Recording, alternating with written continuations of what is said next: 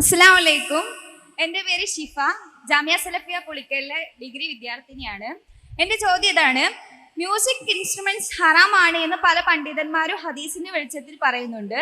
അതേസമയം അത് ഹറാമാണ് എന്ന് പറയുന്ന ഹദീസ് തദ്ലീസ് ചെയ്യപ്പെട്ടതാണ് എന്ന് പറഞ്ഞ് അത് അനുവദനീയമാണ് എന്ന് വാദിക്കുന്നവരെയും കാണുന്നു. എന്താണ് ശരി? 4 കാര്യങ്ങൾ എണ്ണി നബി സല്ലല്ലാഹു അലൈഹി വസല്ലം പറഞ്ഞു. മദ്യം, വ്യഭിചാരം, പട്ടുവസ്ത്രം, സംഗീതം. ഇത് ഹലാലാക്കുന്ന ആളുകൾ അവസാന നാളുകളിൽ കടന്നു വരുമെന്നാണ്. ഹദീസ് റിവായത്ത് ചെയ്തതിൽ ഒന്ന് ഇമാം ബുഖാരിയാണ്. അദ്ദേഹം അത് തഅലീഖായിട്ടാണ് ആ ഹദീസ് രേഖപ്പെടുത്തിയത്. അതുകൊണ്ടാണ് ആ വിഷയത്തിൽ അത്തരം ചില ആക്ഷേപങ്ങൾ ചില ആളുകൾ ഉന്നയിക്കാറുള്ളത്.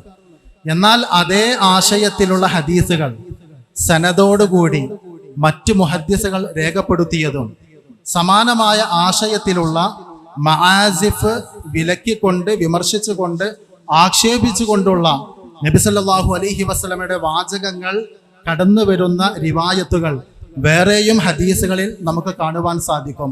അപ്പൊ ഈ വിഷയത്തിലുള്ള ഏതെങ്കിലും ഒരു ഹദീസ് പൊക്കിപ്പിടിച്ച് അത് വിമർശന വിധേയമാണ് എന്നതുകൊണ്ട് സംഗീതവുമായി ബന്ധപ്പെട്ട് പ്രമാണത്തിൽ വന്ന സകലതും കണ്ണടച്ച് നിഷേധിക്കുന്ന ഒരു നിലപാട് ഒട്ടും സൂക്ഷ്മമല്ല എന്നാണ് നമ്മൾ മനസ്സിലാക്കേണ്ടത്.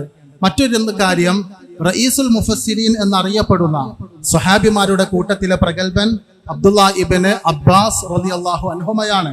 അദ്ദേഹത്തെ പോലെയുള്ള സ്വഹാബിമാർ വിശുദ്ധ ഖുർആനിലെ ചില ആയത്തുകൾ വിശദീകരിക്കുമ്പോൾ വമിനന്നാസി മൻ യശ്തരി ലഹ്വൽ ഹദീസ്, ലഹ്വുൽ ഹദീസ് വാങ്ങുന്ന ചില ആളുകൾ അവർക്ക് വേദനാജനകമായ ശിക്ഷയുണ്ട് എന്ന ആശയത്തിലുള്ള ആ ആയത്ത് പരാമർശിക്കുന്നിടത്ത് അത് സംഗീതമാണ് എന്ന് പരാമർശിച്ചതും നമുക്ക് കാണുവാൻ സാധിക്കും. ഈ വിഷയത്തിൽ ഒരു ഹദീസ് മാത്രമല്ല വന്നത്. ആരെങ്കിലും കരുതുന്നത് പോലെ വിമർശന വിധേയമായ ഏതെങ്കിലും ഒരു ഹദീസിൽ മാത്രം പറഞ്ഞ ഒരു വിഷയമല്ല. നിരാക്ഷേപം അംഗീകരിക്കേണ്ട ഒന്നിലധികം ഹദീസുകളിലും സ്വഹാബിമാരുടെ നിലപാടുകളിലും ഈ വിഷയത്തിൽ നമ്മൾ സൂക്ഷ്മമായ ജാഗ്രതയുള്ള നിലപാട് സ്വീകരിക്കണം എന്നാണ് ഈ വിഷയത്തെ തുറന്ന മനസ്സോടെ സമീപിക്കുമ്പോൾ നമുക്ക് മനസ്സിലാക്കാൻ സാധിക്കുന്നത്. അല്ലാഹു സുബ്ഹാനഹു വ തആല പ്രമാണത്തോട് കൂറു പുലർത്തിക്കൊണ്ട് ഇത്തരം വിഷയങ്ങളിൽ സത്യസന്ധമായ നിലപാടുകൾ സ്വീകരിക്കുവാൻ നമുക്ക് ഓരോരുത്തർക്കും തൗഫീഖ് നൽകി അനുഗ്രഹിക്കുമാറാകട്ടെ.